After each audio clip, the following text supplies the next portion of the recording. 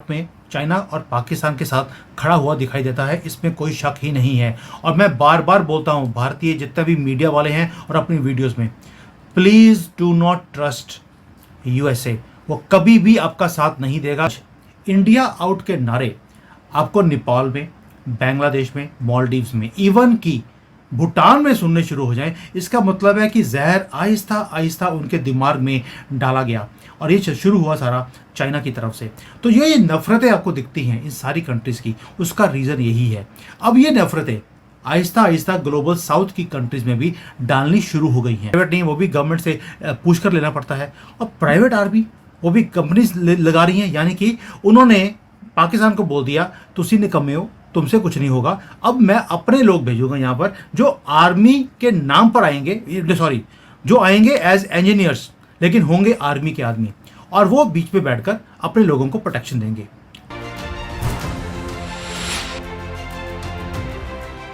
नमस्कार, एक बार फिर से मैं अंबर जैदी आप सबके सामने हाजिर हूँ और मेरे साथ हैं सुमित जैन जी चाइना से। भारत से अभी आप चाइना पहुँच चुके हैं। सुमित जी, बहुत बहुत स्वागत है आपका। नमस्ते। नमस्कार, जय हिंद। जय हिंद। सुमित जी, एक बहुत ही खतरनाक खबर है और खबर ये है कि पाकिस्तान के गवादर में जो आपके ससुराल वाले यानी कि चाइना अपना सैन्य अड्डा बनाने वाला है और इसके डॉक्यूमेंट्स जो है वो लीक हो गए हैं। ये भारत और अमेरिका के लिए एक बड़ी चिंताजनक खबर है। क्या प्लानिंग है, क्या कुछ जानकारी आपके पास है इससे रिलेटेड? मैं आपसे जानना चाहूँ कि इसके पीछे चाइना का क्या मकसद है? एम्बर जी, ये जो खबर है बहुत ही छोटी खबर है, इसके पीछे प्लान बहुत बड़ा है। जो आप मेरे से बात कर रही हैं, it is just tip of the iceberg. Major मुद्दा ये है कि पाकिस्तान ने अपनी सॉवरेनिटी, जिसको बोलते हैं इंडिपेंडेंस, वो चाइना के हाथ में बेच दिया है। वो कैसे, वो भी समझाऊंगा आपको। जो ये आपके पास भारत में जो न्यूज़ आ रही है कि एक सैन्य अड्डा वहाँ पे बनाया जा रहा है, this is not something new. ये तो शुरू से जब ग्वादर बनाया जा रहा था तभी से ये प्लान था कि ये एक सैन्य अड्डा बनेगा। चाइना की शिप्स यहाँ पे रुकेंगी। क्यों? क्योंकि भारत के बिल्कुल साथ में लगा हुआ ये जगह है जहाँ पर चाइना को अब एक एंट्री मिलती है भारत को कंटेन करने के लिए, और पाकिस्तान का यूज़ किया जाएगा क्योंकि उसकी दुश्मनी हमारे साथ लगातार है। चाइना ने बांग्लादेश में भी ये ट्राई किया था, वहाँ पर भी अड्डा बनाने की कोशिश करी थी। श्रीलंका में ऑलरेडी है, मालदीव्स में बना रहा है। अब देखिए, चारों तरफ से हमें घेरने का एक प्लान है। बट जब मैं बोल रहा हूँ कि सॉवरेनिटी, क्या एक जो अड्डा है ग्वादर में, वो बनाने से सॉवरेनिटी पाकिस्तान की ख़त्म होती है? आंसर है नहीं। उसके लिए एक डीप प्लान आपको बनाना पड़ता है। डीप प्लान ये है कि एक जॉइंट सिक्योरिटी कंपनी, जिसके बारे में भारत की सरकार या हमारा मीडिया टच ही नहीं कर रहा, वो ये है कि एक जॉइंट सिक्योरिटी कंपनी बनाई जा रही है चाइना की तरफ से, ये बोलकर कि पाकिस्तान में हमारे वर्कर्स काम कर रहे हैं, उनके ऊपर डेडली मिलिटेंट अटैक्स हैं, उससे बचाने के लिए हमें एक जॉइंट सिक्योरिटी कंपनी बनानी पड़ेगी। अब मैं ये बोल रहा हूँ कि ये क्यों इंपॉर्टेंट है, ये समझना ज़रूरी है भारत के लिए और भारत की गवर्नमेंट के लिए भी। पहली बात तो ये है कि जॉइंट सिक्योरिटी कंपनी का मतलब क्या है। ये स्टेज 2 है। इससे पहले चाइना ने एक काम और किया था कि जितनी भी कंपनीज पाकिस्तान में काम कर रही हैं, वहाँ पर सारे के सारे वर्कर से लेके इंजीनियर तक, टॉप मैनेजमेंट तक, वो सारे लोग चाइना से आते हैं। उनकी प्रोटेक्शन के लिए इन्होंने एक प्राइवेट आर्मी बोली थी कि वो चाइना पाकिस्तान में आएगी और अपने लोगों को प्रोटेक्शन देगी। प्राइवेट आर्मी, आपने कभी प्राइवेट आर्मी का नाम सुना है? आर्मी तो गवर्नमेंट की होती है, प्राइवेट आर्मी कहाँ से आ गई? वो भी चाइना में। चाइना में तो कुछ भी प्राइवेट नहीं है। यहाँ पे तो सांस लेना भी प्राइवेट नहीं है, वो भी गवर्नमेंट से पूछ कर लेना पड़ता है। और प्राइवेट आर्मी वो भी कंपनीज लगा रही हैं, यानी कि उन्होंने पाकिस्तान को बोल दिया तुसी निकम्मे हो, तुमसे कुछ नहीं होगा। अब मैं अपने लोग भेजूंगा यहाँ पर जो आर्मी के नाम पर आएंगे, सॉरी, जो आएंगे एज इंजीनियर्स लेकिन होंगे आर्मी के आदमी, और वो बीच में बैठकर अपने लोगों को प्रोटेक्शन देंगे। ये तो हो गया एक लेवल। अब सेकेंड लेवल आ गया फॉर्मली। पहले तो हिडन वे में था, अभी फॉर्मली वो एक कंपनी बनाने वाले हैं पाकिस्तान के साथ मिलकर, यानी कि उसी पाकिस्तान के साथ मिलकर एक आर्मी की कंपनी बनाने वाले हैं, जिनको पहले बोल दिया था तुम निकम्मे हो, तुम हमारे सिटीजन्स को प्रोटेक्ट नहीं कर सकते। अब उन्हीं को बोल रहे हैं हम आपके साथ मिलकर एक कंपनी खोलेंगे। आपको कुछ दाल में काला नहीं दिख रहा? मुझे तो पूरी दाल ही काली दिखती है। दूसरी बात कि पाकिस्तान के अंदर जो मिलिटेंट अटैक्स हैं, इन्होंने ये भी बोल दिया वो बढ़ते जा रहे हैं। हम एंटी टेररिज्म के लिए इस कंपनी को खोल रहे हैं। ओ भाई, पाकिस्तान तो खुद टेररिज्म का सरबराह है, पूरी फैक्ट्री उसकी पूरी दुनिया में यहीं से टेररिस्ट जाते हैं। और ये चाइना बोल रहा है कि टेररिज्म को काउंटर करने के लिए हम यहाँ पर ट्रेनिंग देंगे। दैट मीन्स जो कंपनी वहाँ पे खोली जा रही है, ग्वादर में पोर्ट ले लिया, दूसरी तरफ से आपने ट्रेनिंग देनी शुरू कर दी पाकिस्तान के आर्मी वालों को, ये बोलकर कि हम अपनी इन्वेस्टमेंट्स को सेव कर रहे हैं। और तीसरा, टेररिज्म के खिलाफ अब हम जॉइंट प्लानिंग करेंगे। टेररिज्म के खिलाफ प्लानिंग नहीं है, टेररिज्म के साथ बैठकर प्लानिंग है। मुद्दा ये है कि भारत को कवर करना है। ग्वादर से आपने पोर्ट्स के थ्रू हमें कवर कर दिया, पाकिस्तान की आर्मी को training in the garb of a joint company आपने देनी शुरू कर दी। और तीसरा है कि आपने टेररिस्ट को अब ट्रेन करना शुरू कर दिया कि किस तरह से भारत में आग लगाई जाए। हमने जम्मू एंड कश्मीर के इलेक्शंस होते हुए देखे हैं, और जो ये जॉइंट सिक्योरिटी कंपनीज हैं उसमें एक सबसे खूबसूरत बात क्या थी, उन्होंने बोला कि आउटर लेवल पर, यानी कि 2 लेवल बनाए हैं, आउटर लेवल पर यानी कि बाहर वो पाकिस्तानी के लोग खड़े होंगे आर्मी के, और इनर सर्कल में चाइनीज नेशनल होंगे, यानी कि चाइना की आई हुई आर्मी आएगी। बिकॉज पाकिस्तान की आर्मी वैसे ही बड़ी आउटस्टैंडिंग होती है, तो उन्होंने बोला तुम तो बाहर ही खड़े हो, तो तुम तो आउटस्टैंडिंग हो, और हमारे लोग हैं वो अंदर खड़े होंगे अपने लोगों को और अपने नेशनल्स को प्रोटेक्ट करने के लिए। कहीं ना कहीं आपको एक षड्यंत्र नहीं दिखता इसके अंदर कि चाइना ने ओपनली बोल दिया कि हम पाकिस्तान की पॉलिसी मेकिंग में जिसको सिक्योरिटी पॉलिसी मेकिंग होती है उसके अंदर हम घुसने वाले हैं। क्या आपने कभी भी किसी भी कंट्री में फॉरेन कंट्री के आदमी आकर आपकी पॉलिसीज बनाए, आपकी सिक्योरिटी के अंदर दखल अंदाजी दें? कभी सुना है आपने? ये तभी होता है जब अपनी सॉवरेनिटी आप लूज कर देते हैं, और पाकिस्तान ने अपनी सॉवरेनिटी लिख कर दे दी है। Why I am saying it now. China 2022 से लगा है कि हमें परमिशन दी जाए कि हमारे man in boot should come into Pakistan, और हम अपने चाइनीज जो लोग हैं उनकी प्रोटेक्शन के लिए अपने लोग लेकर आए। पाकिस्तान नहीं माना। उसमें हमारा जो इमरान खान, वही जिसने हमारे से पैसे लेकर अपने ही आर्मी में 2 फाड़ कर दिए थे, पाकिस्तान के 3 टुकड़े करने की बातें बोलता था, उसने मना कर दिया था कि हम चाइनीज लोगों को यहाँ पर अलाउ नहीं करेंगे सिक्योरिटी के अंदर। और जैसे ही ये शरीफ, जो कि नाम शरीफ है लेकिन शरीफ नहीं है, उन्होंने पाकिस्तान का सौदा कर दिया चाइनीज के हाथों में। अब बीजिंग ने भी कुछ ना कुछ तो स्वीटनेस तो देनी थी, क्योंकि उनको मालूम है ये कौम ऐसी है कि बिना पैसे लिए ये अपने देश को बेचेंगे नहीं। पाकिस्तान को बीजिंग ने एक चीज़ बोली है कि अगर आप मुझे यहाँ पर अपने आर्मी के लोगों को बसाने देते हैं, अपना पोर्ट हमें दे देते हैं, हम आपकी कंट्री में और ज़्यादा इन्वेस्टमेंट्स करने को तैयार हैं। यानी कि उन्होंने बोल दिया आपके एनर्जी सेक्टर, ट्रांसपोर्ट, जो सीपैक है उसके अंदर, इवन रेलवे लाइन की बातें हो रही हैं कि हम आपकी जो एक मेन लाइन 1 है उसके अंदर और 7-8 बिलियन डॉलर इन्वेस्ट कर सकते हैं। और पैसे देखकर तो इनका मुनीर को जब मर्जी मुजरा करा लीजिए, वही काम उनके मुनीर ने और शरीफ ने करना शुरू कर दिया चाइनीज़ के खिलाफ, चाइनीज़ के सामने।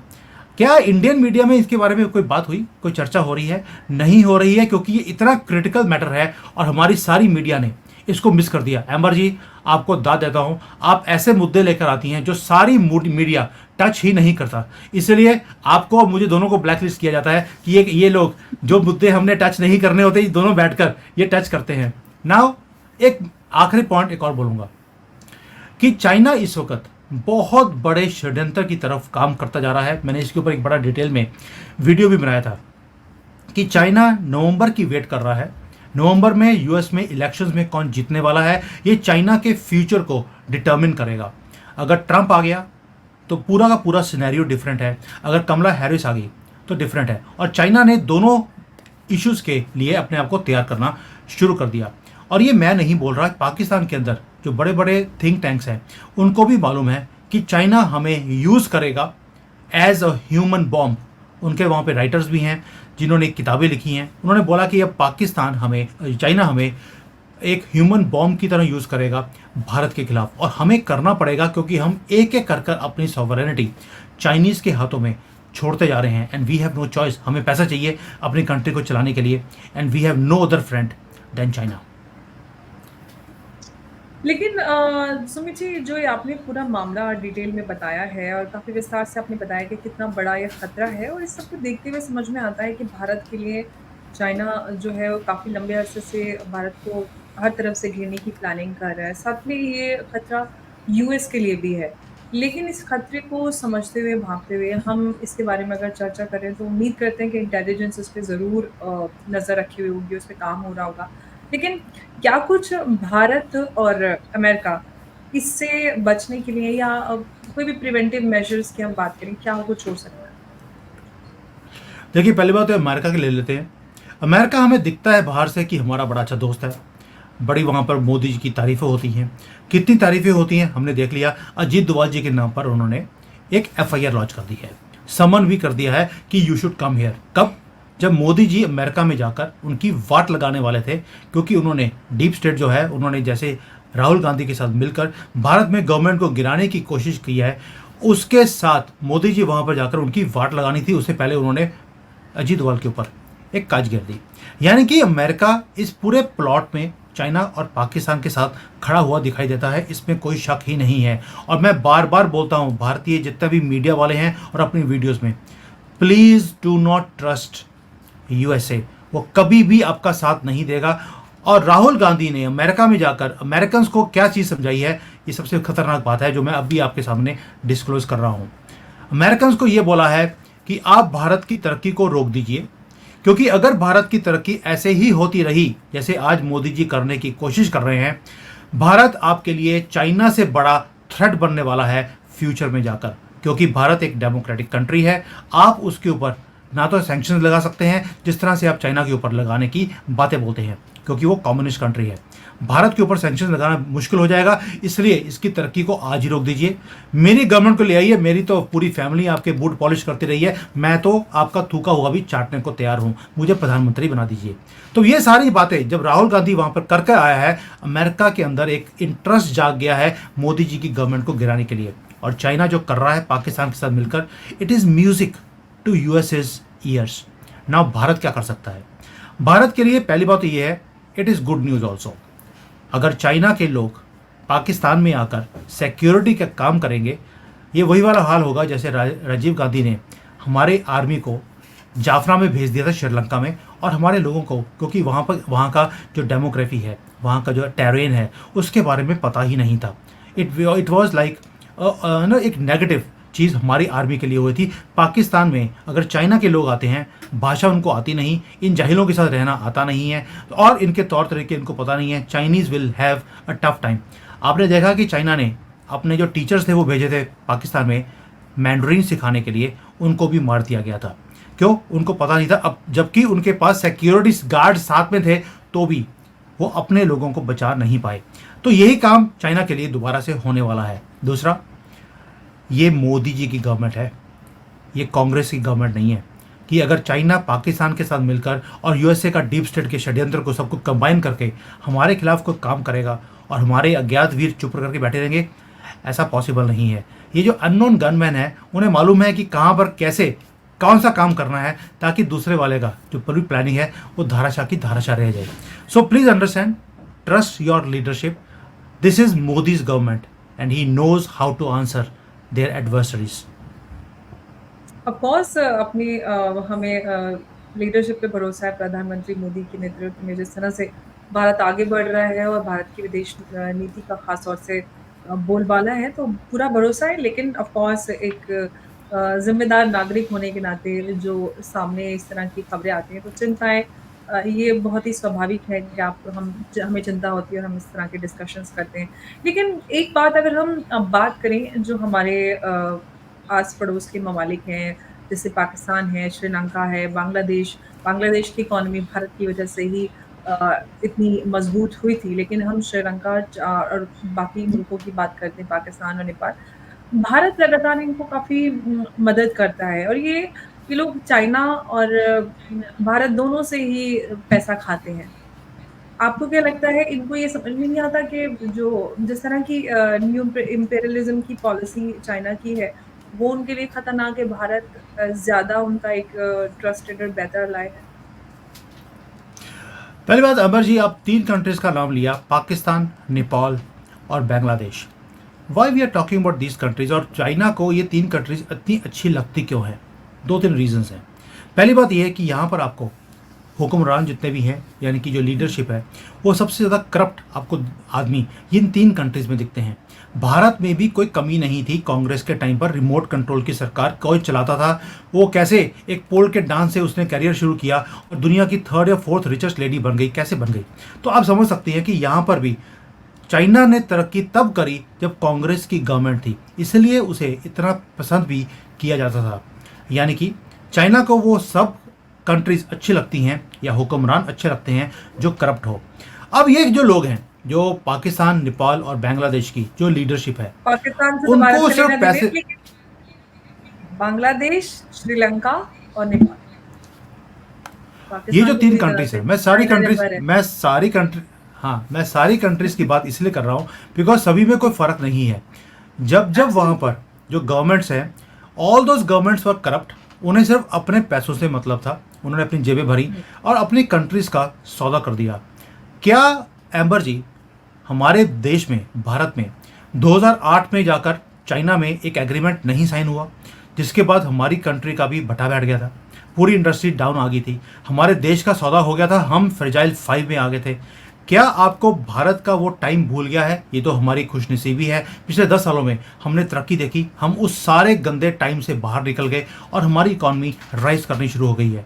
उनकी किस्मत बुरी है, उनके पास अभी भी वो हुक्मरान हैं जो वहाँ पर अपने लोगों का नहीं देख रहे, अपनी फैमिली का देखते हैं, इसलिए वो हालत है। भारत उन्हें बार बार समझाने की कोशिश भी कर रहा है कि बेवकूफ़ों, ये काम करना बंद कर दीजिए, बट दिल है के मानता नहीं। पैसे उनके लिए बहुत ज़्यादा इम्पॉर्टेंट है, अपनी फैमिलीज़ के लिए। देश गया भाड़ में। वही हाल कांग्रेस का था, वही हाल नेपाल का है, वही हाल बांग्लादेश का है। बांग्लादेश में थोड़ी सी सरकार आई थी जो अपनी कंट्री को आगे लेके जाने की कोशिश कर रही थी, उसे गिरा दिया गया, क्योंकि इंटरनल फोर्सेस इतनी ज़्यादा स्ट्रांग हैं कि वो चलती फिरती एक अच्छी गवर्नमेंट को भी उन्होंने गिरा दिया। ये उनका अपना मैटर है, हमें मतलब नहीं है। Yes, it matters to us जब तक वो हमें तंग ना करें, बट मुद्दा वही है, करप्शन। और मैं बार बार बोलता हूँ, जो BRI, जो चाइना का एक ड्रीम प्रोजेक्ट है, वो ब्राइब के पहले 3 वर्ड्स भी BRI ही होते हैं। यानी कि जो आपका BRI प्रोजेक्ट है वो ब्राइब से शुरू होता है, बाकी B एंड E जब मुझे पता लग जाएगा तो आपको वो भी बता दूंगा। ये बहुत अच्छा सा वर्ड प्ले हो गया, क्योंकि चाइना तो सबको, छोटे छोटे गरीब मुल्कों को ब्राइब देता है और फिर उनके ऊपर कब्जा कर लेता है। उनको उस वक्त तो पैसा पैसा दिखता है, जैसे कि पाकिस्तान, श्रीलंका, कई सारे देश हमारे सामने हैं। लेकिन हम उसी के उल्टा हम बात करते हैं, विपरीत बात करते हैं, तो ग्लोबल साउथ की बात करते हैं। ग्लोबल साउथ भारत पे बड़ा भरोसा करता है। रिसेंटली हमने देखा कि ग्लोबल साउथ की तरफ से ये पूरा बयान आया कि हमें भारत पर भरोसा है। तो ये कुछ अजीब सा नहीं लगता कि हमारे ही जो देश का हिस्सा हुआ करते थे, हम बांग्लादेश की बात करें, आज वो भी एंटी इंडिया हो गया है, पाकिस्तान है, श्रीलंका, ये भारत से इस तरह की नफ़रत रखते हैं, और ग्लोबल साउथ जो काफ़ी दूर है, वो भारत पे इतना भरोसा करता है। जबकि भारत ने कभी किसी देश के लिए ऐसी कोई नीति नहीं अपनाई, कभी किसी को धोखा नहीं दिया, कभी किसी तरह के वॉर में या इस तरह के उसमें इन्वॉल्व नहीं हुआ है। अमर जी, हमेशा हमने देखा है कि 2 चीज़ें बताऊंगा आपको। एक तो हिस्टोरिकली अपने सुना है, घर के जो दाने होते हैं ना, वो कोई लाइक नहीं होता, घर की मुर्गी दाल बराबर वाला हाल है। हाँ जी, हाँ जी। और जो दूर के ढोल सुहावने, वो भी हमने सुने हैं। तो वही चीज़ हमारे साथ भी हो रही है।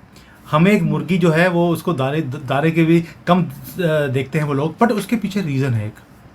अबाउट 8-9 मंथ्स बैक मैंने बड़ी डिटेल में एक डिस्कशन किया था और मैंने वीडियो बनाया इसके ऊपर कि चाइना किस तरह से इन सारी कंट्रीज़ को हमारे खिलाफ करता जा रहा है। And even the Indian intelligence people, they were surprised कि how do you know this things. मैं चाइना में बैठा हूँ, मुझे मालूम है यहाँ पर नरेटिव्स कैसे क्रिएट किए जाते हैं और लोगों के दिमाग को भ्रमित किया जाता है। नेपाल, भूटान और बांग्लादेश, श्रीलंका, इवन की मालदीव्स, यहाँ पर जितने भी एडिटोरियल्स, क्योंकि मैं बहुत ज़्यादा I am a ferocious reader, मैं सारी चीज़ों को कवर करता हूँ, एडिटोरियल्स को स्पेशली। वहाँ पर जो एडिटोरियल्स हैं, मैं देखता था एक ट्रेंड चल रहा था सभी कंट्रीज़ में कि भारत कैसे आपको एक छोटी कंट्री देखता है, गरीब कंट्री देखता है। ये दादागिरी यहाँ पर दिखाने की कोशिश करते हैं, अपनी एक हिंदू सुप्रीमेसी दिखाने की कोशिश कर रहे हैं। ये चीज़ें बार बार वहाँ पर एक जो उनका एडिटोरियल्स है उसमें छापे जा रहे थे। और किस तरह से जब भी इन कंट्रीज़ ने चाइना के साथ कोई भी एग्रीमेंट करने की कोशिश करी है, हमने कैसे उसका विरोध किया है। हम विरोध नहीं कर रहे थे, हम उन्हें आगाह कर रहे थे कि कल को जाकर आपके लिए बहुत बड़ी एक प्रॉब्लम बन सकती है। पर उन्होंने उसे ट्विस्ट कर कर उसे बताया कि आपकी तरक्की से भारत जलता है। अगर आज इंडिया आउट के नारे आपको नेपाल में, बांग्लादेश में, मालदीव्स में, इवन की भूटान में सुनने शुरू हो जाएं, इसका मतलब है कि जहर आहिस्ता आहिस्ता उनके दिमाग में डाला गया और ये शुरू हुआ सारा चाइना की तरफ से। तो ये नफ़रतें आपको दिखती हैं इन सारी कंट्रीज़ की, उसका रीज़न यही है। अब ये नफ़रतें आहिस्ता आहिस्ता ग्लोबल साउथ की कंट्रीज़ में भी डालनी शुरू हो गई हैं। वो कैसे? अभी आपको मालूम है कि अफ्रीका के अंदर जो हमारी इन्वेस्टमेंट्स हैं, वहाँ पर जाकर चाइना ने बोल दिया कि आप 56 कंट्रीज़ के लिए आपको भारत की तरफ देखने की ज़रूरत नहीं है, ये लीजिए $150 बिलियन मैं देता हूँ। इन्होंने 70-80 ऑलरेडी अनाउंस कर दिया, 70-80 और पाइपलाइन के अंदर है। यानी कि हमारी जो स्टेक्स हैं उससे डबल ट्रिपल जाकर उन्हें पैसा देना शुरू कर दिया है। लैटिन अमेरिका है, वहाँ पर भी चाइना ने यही गेम खेलनी शुरू कर दी और नैरेटिव्स भारत के खिलाफ करने शुरू कर दिए हैं।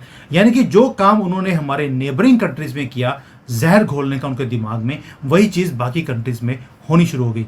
इसको काउंटर भारत की गवर्नमेंट कर रही है या नहीं कर रही, अंदर से कर रही है मुझे मालूम नहीं, बाहर से मुझे उसका काउंटर होता हुआ अभी तक तो दिखाई दिया नहीं है। बट अभी मोदी जी अमेरिका में जा रहे हैं, वहाँ जाकर एक जो बहुत इंपॉर्टेंट उनकी स्पीच है जिसकी मैं वेट कर रहा हूँ कि वहाँ पर जाकर ये कैसी पिच क्रिएट करते हैं। क्योंकि लास्ट टाइम G20 में हमने G21 किया, हमने पूरी पिच क्या पूरा ग्राउंड ही उठा के ले गए। अब इस बार मोदी जी कौन सा वहाँ पे उसी ग्राउंड में 6 मारने वाले हैं, क्योंकि मुझे नहीं मालूम, अंदर की खबर है, अभी नहीं बताऊंगा, कि एक 6 मारने वाले हैं, एक ही बॉल पर 3 छक्के मारने वाले हैं और 2 बॉलें तो नो बॉल होने वाली हैं और उसमें एक बॉल चाइना की भी होगी। हाँ, बिल्कुल। काउंटर नैरेटिव को मैं सवाल पूछने वाली थी, लेकिन आपने खुद उस पे क्लैरिफ़िकेशन दे दिया कि भारत ज़ाहिरी तौर पे तो नज़र नहीं आता कि चाइना का जो एंटी इंडिया नैरेटिव है हमारे आस-पड़ोस के देशों में, उसको कोई हमें एज़ सच नज़र नहीं आ रहा। बट उम्मीद करते हैं कि इस पे सरकार कुछ करे, क्योंकि जिस तरह से एक हॉस्टाइल नेबरहुड हमारे आस-पास डेवलप होता जा रहा है, वो भारत के लिए ठीक नहीं है। लेकिन ठीक है, शेर हमेशा अकेला ही आता है। झुंड में कौन आता है? गीदड़, हाँ, राइट? शेर शेर झुंड में अकेला आता है, गीदड़ जो है वो झुंड झुंड में आते हैं झुंड में और यस, शेर उनको फिर भी हैंडल कर लेता है। यस। तो हम तो भारत वैसे भी इस वक़्त एकदम जागा हुआ शेर है, तो शेर कभी भी घायल भी है, किसी से जागा भी हुआ एग्ज़ैक्टली, है और घायल भी है। यस। बदला बाप का, दादा का, सबका रे बदला लेगा। हाँ, सुमित जी बहुत-बहुत धन्यवाद। नमस्कार, जय हिंद। जय हिंद।